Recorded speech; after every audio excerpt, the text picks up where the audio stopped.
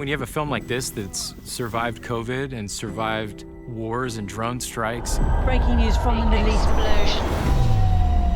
And survived all sorts of unbelievable experiences and stories.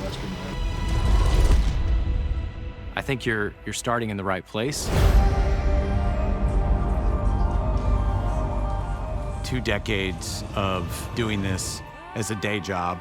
Never had a project like this before. This kind of had every single twist and turn that you could imagine.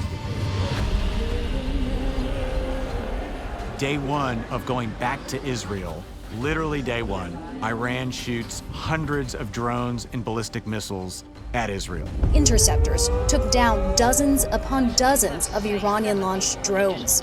There was so much as a result of the war that was going on at the time that obviously prevented a lot of travel.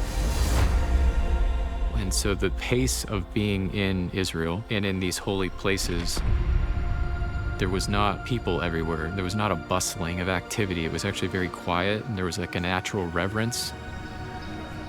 To be able to sit in Gethsemane in quiet and to be there for hours and hours was an experience that I think personally just really marked me. And having the priest, the father who's responsible for the church, seeing him decide to let us in unsolicited. And I just will always remember him pulling this incredibly old key out of his pocket and unlocking the gate and opening it wide for our crew. And that was really, really powerful. Every single frame, every clip that you watch has a story behind it. There was a negotiation, there was a conversation, there was an assurance that somebody needed. Our cameras were able to capture things that you could normally never capture. And that's because of the timing that we were there at that time in that place.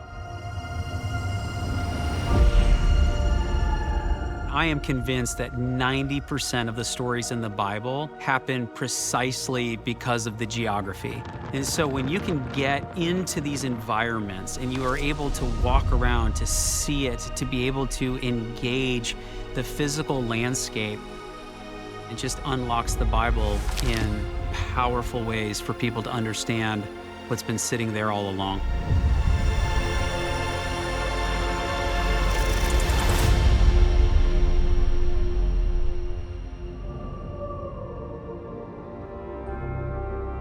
Now streaming exclusively on Angel.